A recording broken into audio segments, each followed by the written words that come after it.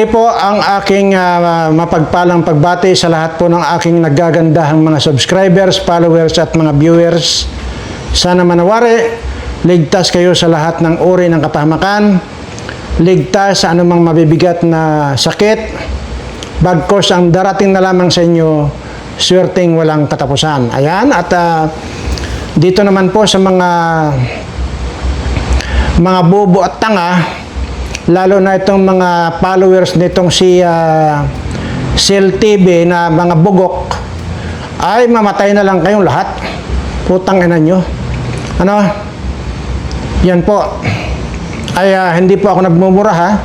Wala po akong minumura dito. Sige, at may konting kon lang po. May konting ilalahad lang ako, ano? Taga rito po ako sa Mindoro. Nandito po ako sa Mindoro, dito po ako nag-i-stay. Bagamat may mga pwede naman akong pag-istayhan dyan sa Manila, Bulacan, na yan. Pero dito po ang pinili ko mag-stay dahil dito ay nakakagwapo dito sa lugar ko. At dyan naman po siguro sa lugar nitong si Sel TV ay nakakamalas yan.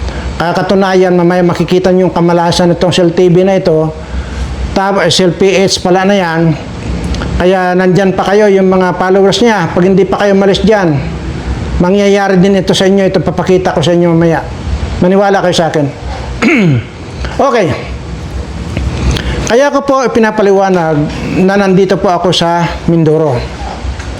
Yun pong mga nangyayari dyan sa Bicol, bakit ko nalalaman? Ay mayroon pong nagbo-volunteer na nagbibigay sa akin ng information yung mga nangyayari dyan. Okay. Ngayon, kung yung pong usapan natin, kung yung pinag-uusapan ng mga juntis na yan, kung yan po ay nawindang kayo, maging ako rin po nawindang. At kung inyo po akong tatanungin kung 100% naniniwala ako dito sa nagbibigay sa akin ng information, hindi po. Yan ang totoo. Pero, ganun pa man, ay yung mga ibinibigay niya information at ginagarantihan niya na totoo yung mga ibinibigay niya information sa akin. Kaya naman, aaminin ko na sa inyo, yung mga pagbibigay niya ng information, kahit pa paano po ay binibigyan ko rin po siya kahit pa paano. Yun po ang totoo dyan. Siyempre, ako naman po yung taong sa totoo lang kung dyan nga lang sa mga sa mga pagbaba ko lang na mga sasakyan dyan sa mga hotel-hotel na yan, halimbawa, yung ipagbukas lang ako ng mga gwardiya dyan, ng pintuan pira na agad yun. O ano pa kayo itong nagbibigay sa akin ng information, ganun lang po yan. So, hindi ko po may kakaila na talaga nagbibigay ako. At hindi ko po sinabi na yan ay kapalit ng kanyang binibigay ng information. Ang gusto ko lang dito yung totohanang informasyon. Kaya nga po, kung kahapon ay nawindang na tayo dito sa usapang buntis, ay ngayon naman po mas lalo kayong mawiwindang. Dahil usapang laglagan na po ito. Okay. Sige lang, magsalita kayo ng magsalita na just for content. Okay lang, walang problema. Wala akong magagawa doon dahil yung nabibigay sa akin information Ano? Hindi ko nakasalanan yon. So, mabalik tayo sa usapang laglagan na. Ang ngayon ay binigyan ako ng actually kagabi na sir, sabing ganyan, ay manawagan ka na diyan sa mga dito malapit sa amin, sabing ganyan, kung sino yung pinagdududahan nila. Ay siya nga po pala, ha, wala po ako binabanggit kung sino ito kasi nga po sinabi ko naman po sa inyo na hindi rin po ako 100% naniniwala dito sa nagbibigay sa akin ng informasyon, no? Pero dahil nga binibigyan ako, kino-content ko naman. Yan yon. Pero ngayon po ay nagsabi siya na nawagan siya kung yung mga pagdududa ninyo, bagamat may duda kayo doon sa isang tao na siya na yung juntis, Sabi ko, wala akong pinangalanan. Sana, wag rin kayo magpapangalan. Wag rin kayo mag-i-speculate kung sino dahil wala naman akong pinapangalanan. Dahil sinasabi ko rito, hindi rin ako 100% naniniwala dito sa information ito. Pero, itong mismong informant ko, ang nagsabi sa akin na manawagan daw ako kung sino raw sa inyo ang nagdududa, kung sino yung pinagdududahan ninyo, ay pasyalan nyo po yung bahay. Yan po yung hamon sa akin. Yan po yung sinasabi sa akin itong informant ko or informer ko. Na yung halimbawa nagdududa kayo doon sa isang kung sino man yung pinagdududahan nyo na buntis, ay puntahan nyo po, bisitahin yung bahay. Dahil ang sinasabi nitong informant ko, pag nakakita na raw po kayo ng ibang mukha diyan sa bahay na yan na pinagdududahan ninyo, ibig sabihin, yun na po, yung komadrona or manghihilot. Dahil, madaling araw daw po, alauna ng madaling araw, ay sinundo daw po nila sa terminal, yang manghihilot na yan. Sinadya daw po nila na ganong oras para walang makakakita. Walang ibang makakakita maliban sa pamilya, no? So, ngayon, bakit kaya lahat ito, alam nitong informant ko, bakit kaya?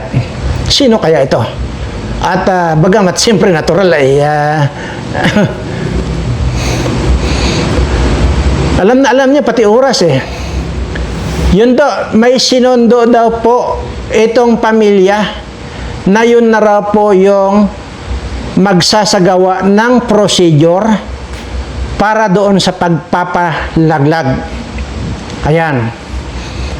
Again, nandito po ako sa Mindoro. Nandyan po sa Bicol yan. Hindi ko po alam. Naniniwala ba ako? Kung yun ang tanong niyo sa akin, hindi pa rin po. Not unless ay mamatay ito na habang ginagawa yung procedure ng pagpapalaglag. Anyway, wala na po akong magagawa dyan dahil nag-offer naman po ako na ang sinasabi ko ay ituloy niya at dito ay pwede ko siyang kupkupin dito hanggang sa makapanganak siya at lahat ay bibigay ko. Nag-offer naman ako, nandiyan naman niya sa video. So ngayon, kung itutuloy pala, ay wala na akong magagawa doon. So yun lang po ang hamon nitong nag-informant ko or informer ko na kung sino yung pinagdududahan ninyo ay pasyalan daw po ninyo sa bahay nung inyong pinagdududahan. Pero huwag na huwag po kayong magpapangalan dahil ako man ay hindi ko pinapangalanan eh. Kung inyo po napapansin, ako pagka direktang alam ko, walang kagatol-gatol na pinapangalanan ko yan. Kung alam ko, kung direktang ako ang nakakaalam. Ano? Kagaya na lang doon sa mga yung unang video ko, di ba? Talagang pinangalanan ko itong mga burikat na ito at ito ng mga putang inang mga kung sino pa. Maging yan si Bangkay, talagang pinangalanan ko. Ibig sabihin, direkta kong nalaman. Napanood ko sa video, ay direkta kong nalaman. Kagaya ng pagpapatulpo kay Kuya Bala Santos Matubang, direkta kong nalaman. Kaya walang kagatol-gatol na kilala ninyo ako na kapag mismong ako ang nakaalam, antimano yan. Papangalanan ko. Pero dito sa particular ito, wala kayo napapansin, hindi ko nga pinapangalanan kasi nga, unang-una, sabi ko nga sa inyo, na hindi ako direktang nakaalam dyan sa mga buntis-buntis na usapan na yan. Pero talagang kinumpirma nitong informer ko na talagang buntis at ngayon nga ay sisimulan na po nila yung procedure. Kaya ang sinasabi ko lang po kayon dyan sa mga sa inyo dyan sa Bicol, yung pong inyong pinagdududahan, daanan nyo lang po yung bahay, baka sakaling makakita kayo ng ibang mukha.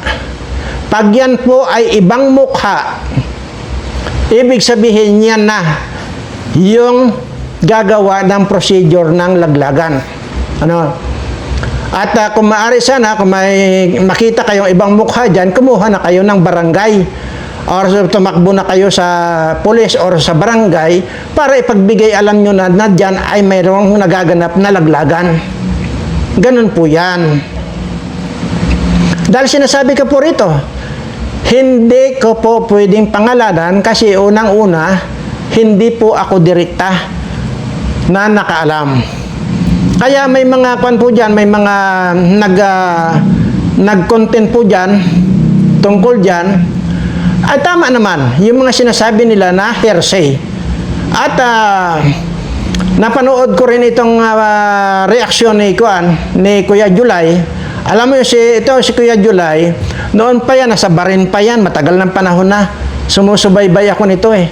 At saka dito, pagka nag-upload or nag-live yan, talagang tinatapos ko.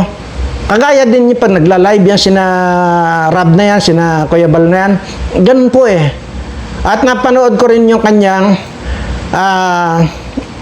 opinion tungkol doon. Tama naman na yung sinasabi ko na kapag magkukomento kayo, ibigay ninyo yung benefits of the doubt doon sa may-ari ng content. Ganun lang yon. Unang-una, pare-pareho nating hindi alam. Pare-pareho nating pinagdududahan. Ha? Yun nga lang, minsan, yung mga iba na bobo, kagaya niyan, magkaiba yung kalingap, angels, at magkaiba yung lumayas na, yung wala na. Magkaiba yon. Ha?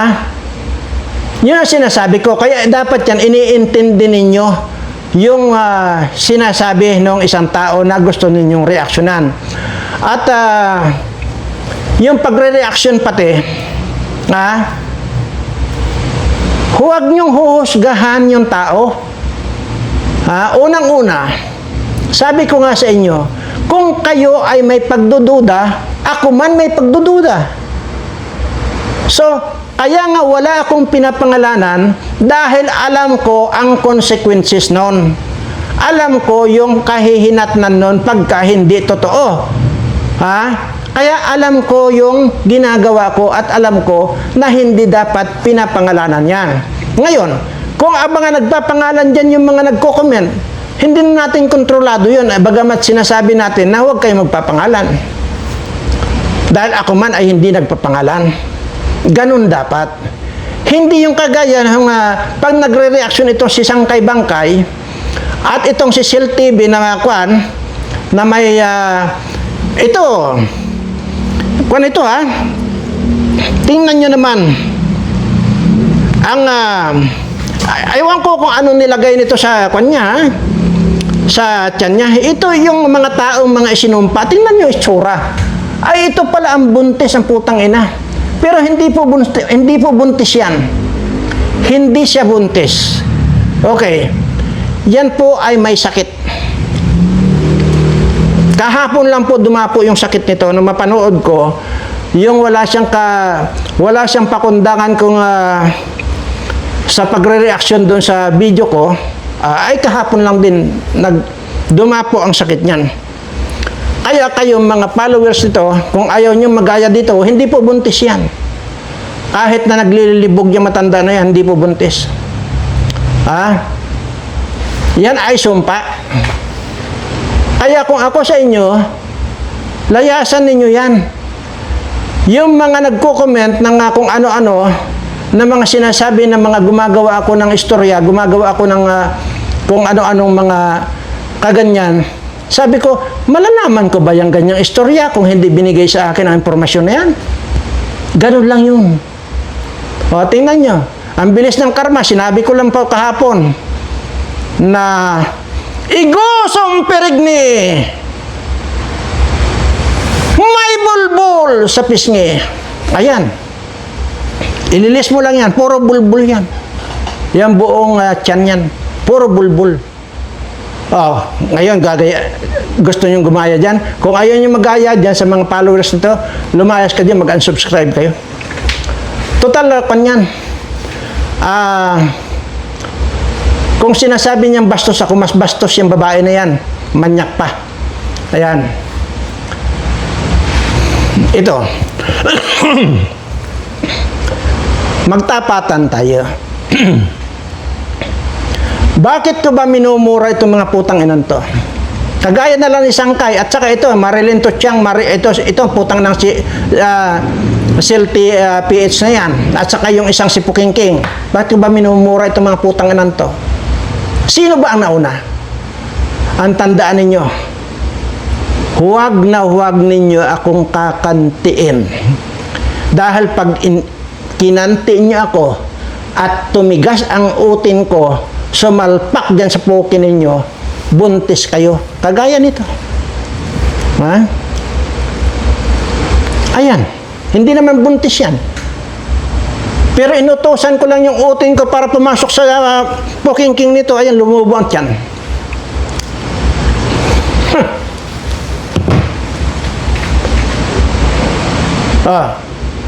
Itong si Pukingking, isa rin to. Putang ina ninyo, sinasabi ko sa inyo, huwag na huwag nyo akong uunahan. Dahil titiyakin ko sa inyo, ibabalik ko lang din sa inyo. Isa rin yung nuli na yan. Bakit ka magre-reaction sa daswan ko na para kang nagmamarunong? Bakit? Pag-aari mo ba? Yung ulo ko, pag-aari mo ba? Yung desisyon ko, pag-aari mo ba? Yung galing sa bunganga ko? Bakit mo gusto akong kontrolin na sino ka? Animal ka? Sabi ko, inunahan nyo ako. Kahit sino, sa inyo, mga putang ina nyo, unahan nyo ako, magkakapitpitan tayo. Ganun lang yun. Inunahan nyo ako, pues ibinabalik ko lang sa inyo yung mga kabastusan ninyo. Akalain nyo, magre-reaction kayo sa video ko, nasasabihin nyo below the belt. Ay putang ina ka, putang ina nyo. Bakit? Kailan nyo pa ako naging pag-aari? Sasabihin ko rito kung ano yung gusto kong sasabihin. Kung below the belt yung mga pinagmumura ko rito, yung sinabihan ko itong mga putang ina mga tawag dito, mga burikat na ito at saka mga anghit na ito. Sasabihin nyo below the belt, eh ano naman yung ginawa nila dito sa Kalingap? Ano? Itong pamangkin ni Kuya Bal Santos Matubang ay manyak, nyak, nyak. Putang ina, hindi below the belt yun. Tanginan nyo. Yan ang sinasabi ko. Ang galing yung pumuna na mga tarantado kayo. Tapos pag binalikan ko kayo, magagalit kayo. Ito mga putang inan to. Hayop.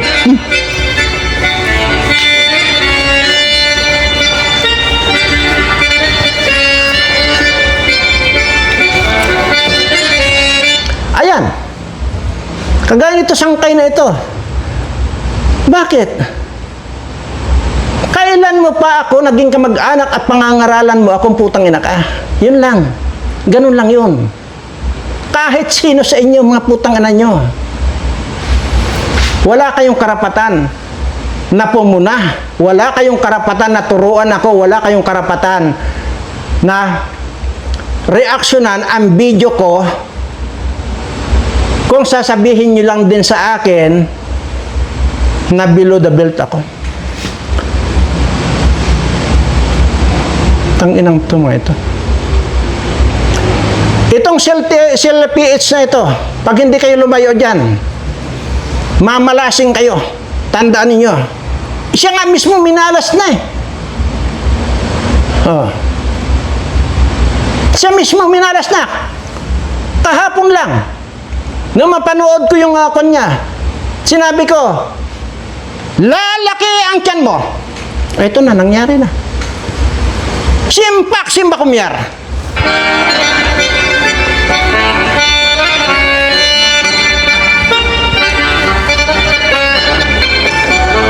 Tangin ang mga ito.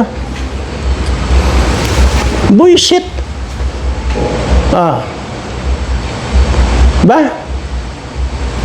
never akong nagreaksyon. Pwede akong magreaksyon sa kahit na kanino.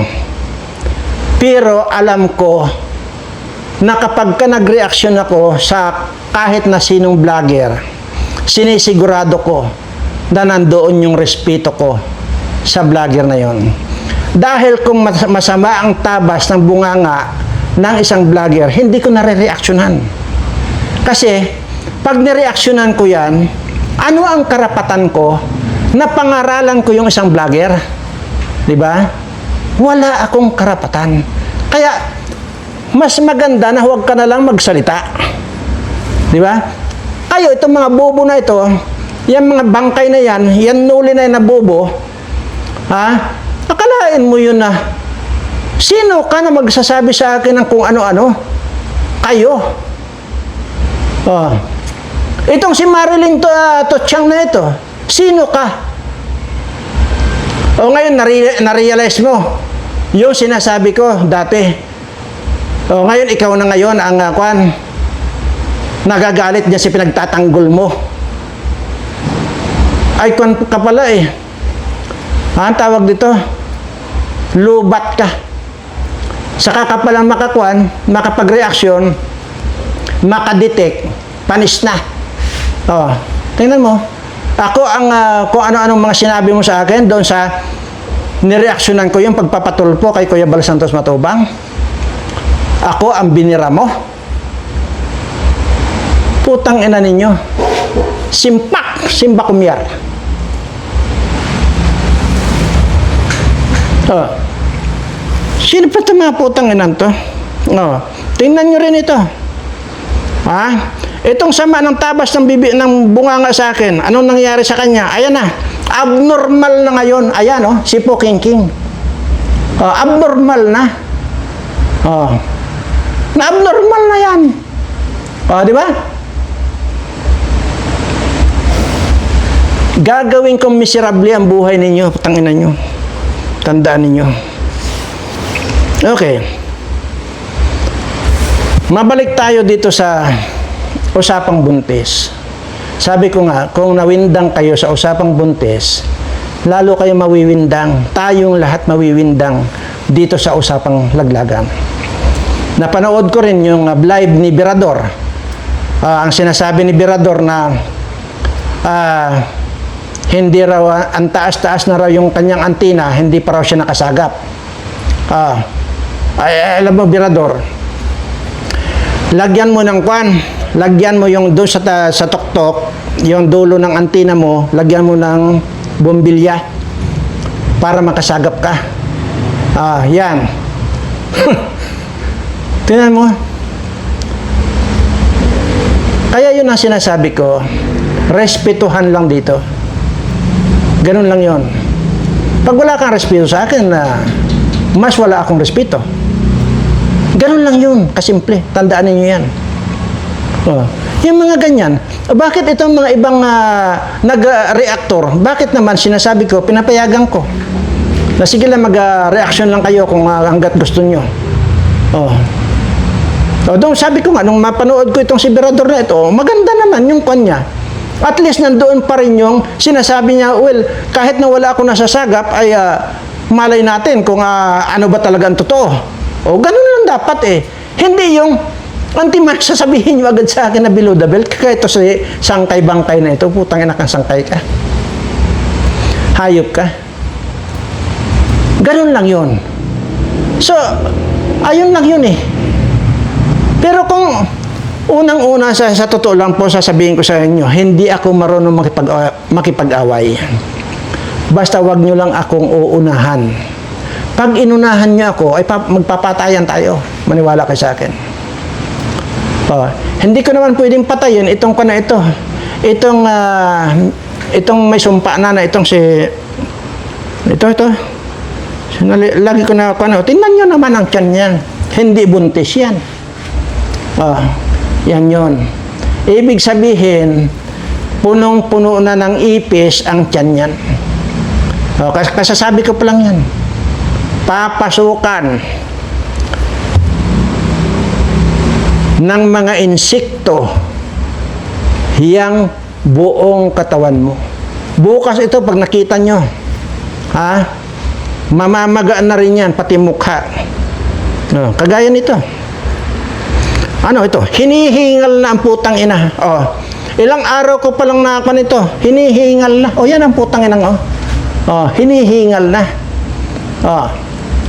Mamamatay na itong putang ina to. Kagaling-galing magsabi na kulto.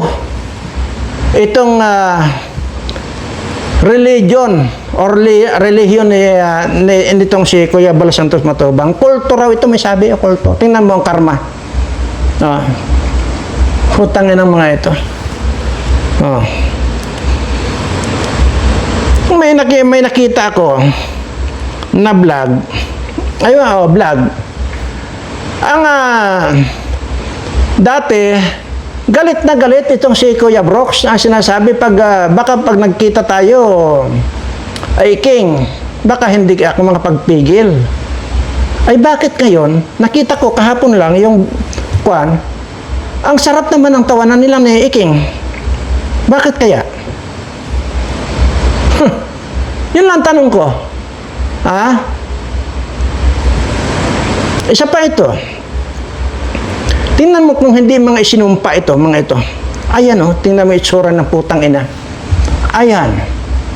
Hindi ba't mga isinumpa na itong mga hayop na to? Mga tarantado. Gago kayo mga putang ina nyo. Saan pa? Ito, kabastos na matanda, Tarantado ka, ang bastos na matanda ito. King ko. Dahil walang bata, lumabas. Nilat ko ay para lang na disgrasya ng mga pututoy. Ang dami nakadisgrasya ng mga pututoy. Kaya ang resulta, ito ang naging resulta. Sa katakawan mo ng pututoy, ayan, lumubo yung tiyan mo, napukingking ka. Ayan naging abnormal na ang putang ina. Abnormal na po ito, hindi na po papakinabangan ng estado ito. Abnormal na. Gusto niyo maging abnormal din yung mga sumusuporta rito. Abay, lumayas kayo dyan. Kung ayaw niyo mangyari na maging butod din yung tiyan ninyo. Sabi ko may mga sumpa na ito. Maniwala kayo sa akin, tutumban lang, may stroke na lang yung mga yan. Kagaya nito, si Kwan. Itong si Sil PH, na-stroke.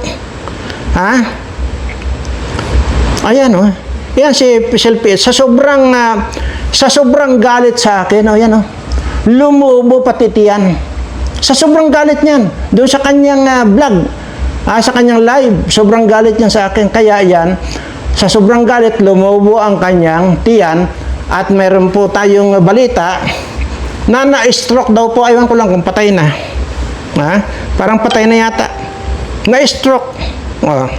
Sa sobrang galit sa akin itong tarantadong isa rin po king yan. Ayan. Pero wag nating aaksayahin yung panahon dito sa mga putang anan to. Uulitin ko lang po. Hindi ko po kasalanan kung may dumating na informasyon sa akin na ganyan. At challenge naman ako. Na talagang na talagang buntis nga daw. Ito na nga, tapos na yung usapang buntis. Pinagkagaluhan na natin. At maging ako, nawindang ako doon. Pero mas lalong nawindang ako dito sa binalita sa akin itong informant ko na sinundo raw ng pamilya yung manghihilot alauna ng madaling araw. So ibig sabihin, alam niya ito, baka kapitbahay lang ito. Ba't alam niya? Kaya yun ang sinasabi ko. Naniniwala ba kayo na maging kamag-anak, pwede kang ipagkanulo? Naniniwala ba kayo doon? At pwede rin na kahit na kamag-anak yan, papatayin ka ng dahil sa pera? Naniniwala kayo doon? At naniniwala ba kayo sa kasabihan na kapag ang pira ay umiral, sisirain ka kahit kadugo mo yan? Mayroon na po tayong pattern. Ito na lang si Joy. Sino po ang gustong magwakwak dito kay Joy? Mismong kapatid niya. Dahil sa sobrang inggit ng kapatid niya sa kanya. Diba? So, kapatid na mismo yan. Tingnan nyo ito ngayong umiiral dito ngayon na itong pinsan ni Carla. Pinsan ni Carla na itong si Arjen na ito. Na isa ring burikat ito. Tingnan nyo, pinsang buo. Sisiraan niya yung kanyang pinsan, na palalabasin niya na huwag nyo nang paglulukuhin daw yung mga viewers ninyo kasi hindi naman totoo na nagmamahalang kayo ni Jomar. Diba? Sino naman maniniwala sa yung burikat kang Arjen ka? Ay itong Carla na ito, magmula sa umpisa, maging ito si Rosan, maging si Rosan, magmula umpisa, maging itong si Carla. Nasubaybayan ko yan. Wala nga yung kalam-alam talaga pagdating sa mga kalibugan o ano, wala. Tingnan nyo, napaka-inosente. Balikan yung mga video. Tapos ngayon palalabasin itong pinsan niyang burikat na malandi rin itong si Carla. Di ba? Yan ang lumalabas, yan ang gusto niyong palabasin. Nitong burikat na pinsan ni Carla na ito, si Arjen na ito. Ito, ang papansin ko lang dito kay Arjen na ito. Palagay ko ito kulang sa gitara ito. O attention Norman, si Norman, yung dating bulag. Gitarahin mo nga ng gitarahin ang tinggil niyan para madala. Tingnan nyo. So, ngayon, bakit ko nabanggit itong mga kamag-anak ko, naniniwala kayo na basta pagpira or basta kahit kamag-anak mo, pwede kang patayin, pwede kang ipagkanulo. Dito na po pumapasok. Itong sinasabi ko, bahala na po kayong mag-isip. Dito na po tayo papasok dito sa nagbibigay sa akin ng information. Hindi pa ba kayo nakakahalata? Dahil alam na alam niya, pati yung oras ng pagsundo ng manghihilot, alam niya. So naniniwala din po kayo, posible rin ba na kamag-anak nila ito nagbibigay sa akin ng informasyon? Yan ang tanungin nyo sa inyong sarili. Ganun lang yun. Kaya sabi ko naman, aminado naman ako. Actually, hindi naman talaga humingi ng pira yan sa akin. Hindi humingi ng pira. Ang una niyan, nag-message muna sa akin. Hanggang sa nagbibigay siya ng informasyon, hanggang sa nagkaka-usap kami. Tapos, ipinasa ko yan sa sekretary ko. Sabi ko sa sekretary ko, sige, bahala ka makipag-usap dyan kung ano pa yung mga kwan. And then, kinabukasan, diniscuss sa akin yan ng sekretary ko. Ganito, ganon, ang dami sir sinasabi, ganito, ganon. Okay. So, since na nagbibigay siya ng oras na ganyan, sabi ko, padalhan mo. At kunin mo yung Gcash niya at padalhan mo. Ako po ang nagkwanyan. Ako po ang nagbigay kusa. Wala pong hiningi na pira sa akin. Hindi kagaya po nung unang nakausap ko na para kausapin yung 3 bata. Yan po talaga, hiningan talaga ko noon. Pero ito pong informant ko na ito, hindi po nang hingi. Ako po ang kusang nagbigay. Kaya sabi ko, yun totoo lang ha, sabi mo yun. Oo naman po, sabing ganyan. Pati yun. Pati ba naman yung buwan ng pagbubuntis niya, 2 buwan daw. At pati yung pagdura-dura niya at pagsusuka-suka niya. Bakit alam? Yun ang iiwanan kong tanong sa inyo. Pero sabi ko nga po, hindi ko pa pwedeng pangalanan itong buntis na ito na magpapalaglag, kasi nga, sabi ko naman sa inyo,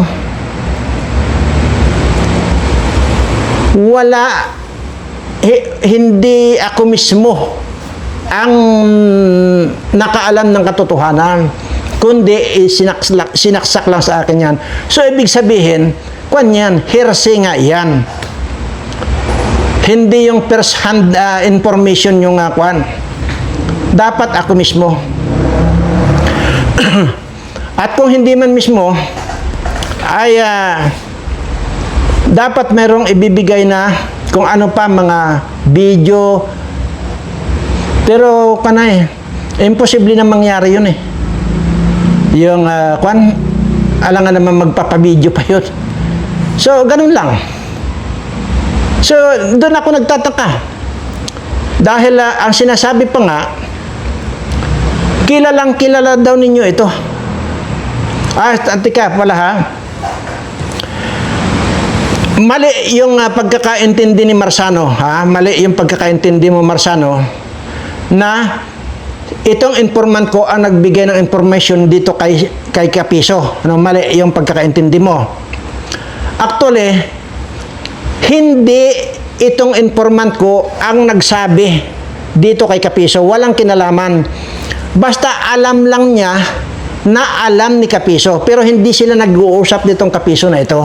Kaya yung sinabi mo na putik, sabi mo ganyan na bakit niya pa sinabi kay Kapiso? Ayun, hindi ganun. Mali yung interpretation mo. Hindi itong informant ko ang nagbigay ng informasyon kay Kapiso, kundi si Kapiso na mismo may alam. Yun ang sinasabi niya. Sa maliwanag na tayo doon.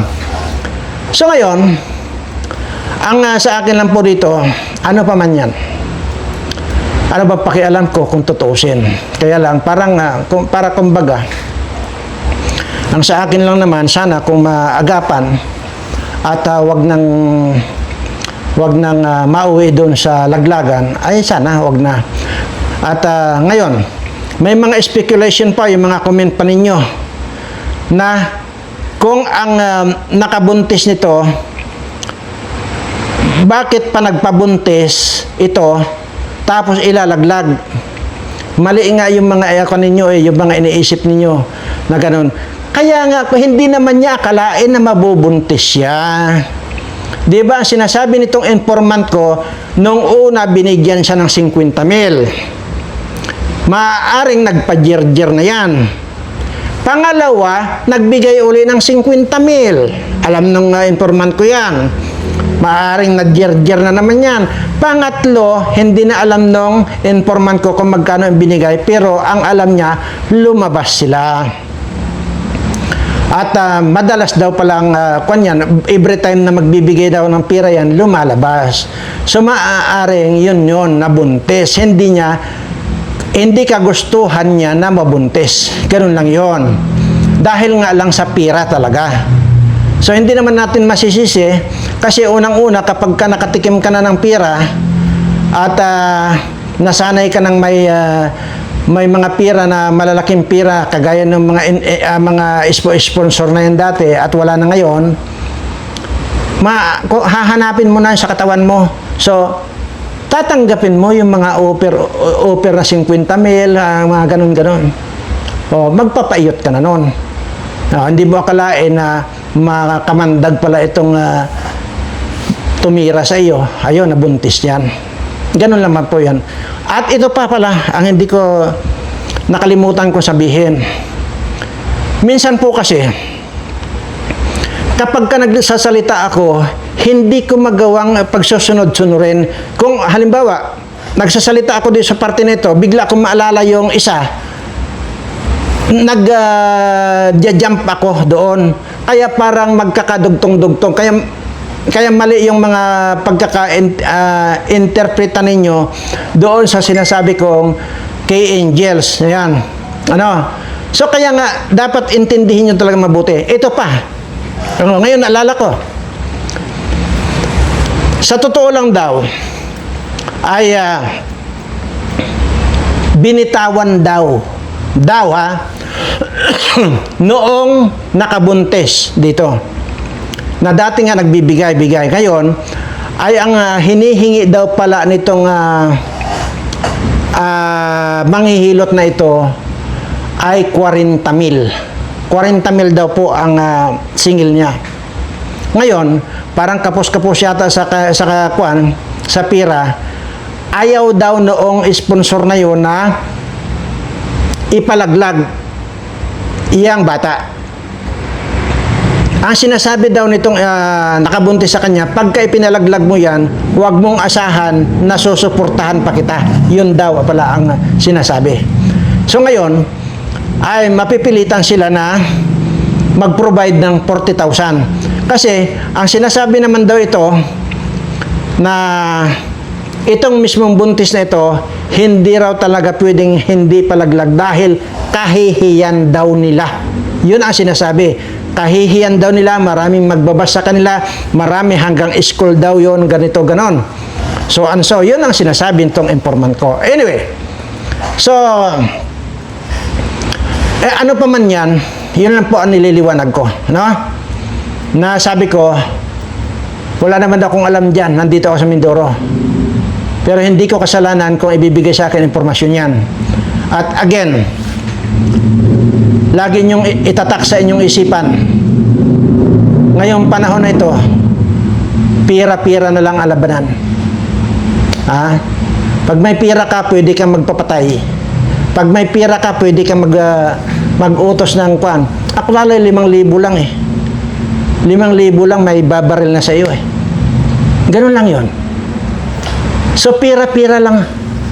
So, ngayon, hindi man sa kagustuhan niyang padyer-padyer, pira talaga ang umiiral. Kasi ayaw na raw nilang bumalik pa doon sa kalagayan nilang hirap na hirap. Iyan ang pagkakasabi sa akin ng informant ko. Pero again, kung sino man yung inyong pinagdududahan, huwag kayong magpapangalan. Dahil yan lang ang inaantay nila. Magkakaproblema kayo dyan. Huwag kayong magpapangalan. Maging ako nga, di ba? Hindi ako nagpapangalan dahil alam ko na mayroon tayong pananagutan dyan hanggat hindi kumpirmado. Pero hayaan nyo, pag na-confirm ko ito, ang instruction ko dito sa informant ko, lahat ng mga pwede mong kunan mo. Ang ibig ko sabihin, kung pwede niyang videohan, picturean, ganon, yun ang sinasabi ko. Nangako, itong informant ko na kahit naman hindi mo sabihin yan, sir, gagawin ko yan. At para mapatunayan mo na talagang nagsasabi ako ng totoo sa iyo. Yun ang sabi niya. So, antayin natin yun. Ano sinabi ko rito? Sa palagay ko, kung totoo lahat yung sinasabi mo at mayroon kang maibibigay na prueba sa akin, that is the time na pangalanan ko na ito. Dahil hindi po pwedeng hindi ko pangalanan. Hindi ako gago na alam ko, hindi ko pa pangalanan. Ay nako, pag mayroon ako ebidensya na ito ngayon, di binulgar ko na ito. Kalokohan. Binulgar ko na yan. O yan. At itong nagbigay ng impormasyon na ito sa akin, mayroon na kaming pag-uusap. Basta gawin mo lahat ng paraan ng katibayan. Kung maaari lang habang ginagawa nila yung procedure, kung maaari makon mo. Kasi hindi pa man niya sinasabi pero may duda na ako kamag-anak to. Kamag-anak. Kung meron siyang maibibigay sa akin ng picture ng procedure, sabi ko sa kanya, pag yun ay nagawa mo, dito ka na sa akin. Dito ka magtatrabaho sa kumpanya ko. Dahil yung mga ganun ang kailangan kong tao. Pero pag nagsinungaling ka sa akin, alam mo na ang mangyayari sa iyo. Yun ang condition ko. So, kompidente yung tao na magsabi, opo, Confidente yung sinakapan. Kaya tayo, huwag muna tayong humusga. Bigyan muna natin ng benefits of the doubt. Yun lang yun. Antayin natin. Total, nandyan na raw. Nandyan na yung manghihilot. So, ano mang oras, ay sisimulan na nila yung procedure. Actually, ang pagkakaalam ko dyan, may mga ipainom muna yan. Tapos yan, lalamasin yung mattress niyan. Ganun lang yun. Ganun lang kadali yun. Maniwala kayo sa akin. Oh. Pag nilamas yung mattress na yan, dudukutin yan eh. Oh. Lalagyan lang yan hanggang dito ng Durex. Durex lang katapat niyan. Masasapol na mattress niyan. Kaya yun ang sinasabi nitong informant ko na parang baliwala, lalagdatin lang na kaunti. Ha?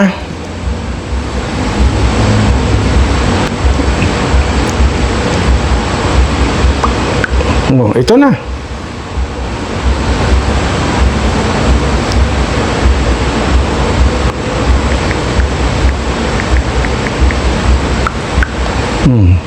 Ngayon, sinabi naman niya sa akin. So ngayon ay, uulitin ko lang po. Hindi po ako abusadong tao. Huwag nyo lang akong uunahan. Dahil pag inunahan niyo ako, tiyak, may ibabalik ako sa inyo. Kagaya nitong putang inang sangkay na ito. Napanood ko yung video niyan eh. Napanood ko rin itong si Tochang. Napanood ko rin ito kay Sil PH na puro ng ipis ang tiyan. Napanood ko rin yung sinasabi nitong si Pukingking. Ayan, kaya pinalobo ko na rin ang tiyan niyan. Kaya ganyan na yung tiyan niya lumubo na kasi puro utin na yung sumasalaksak sa tinggil niyan. Ganun lang po. Kasi kung babastusin niya ako, mas bastos ako. Paulit-ulit ko sinasabi, kung tarantado kayo, mas tarantado ako. Kung criminal kayo, mas criminal ako. Ganun lang kasimple. Maraming salamat po. Sa lahat po ng aking mga subscriber, pasensya na po kayo. Pero, hayaan ninyo. Darating din po yung araw na kahit kailan hindi nyo na ako mariringgan ng pagmumura. Dahil hindi naman po talaga yun ang karakter ko. Hayaan nyo munang paliguan ko lang muna ng putang ina, itong mga putang ina, mga bobo na ito. Kaya humihingi po ako ng pasensya. At sa lahat po ng subscriber ko, iisa lang po yung gusto kong sabihin sa inyo. Subscriber ko man dito, subscriber ko man abroad, o saan mang sulok kayo na naroroon na mga subscriber ko, mahal na mahal ko kayong lahat. At siyempre, mag-ingat po kayo dyan. At huwag niyo pong pabayaan ang inyong kalusugan. Maraming salamat po muli.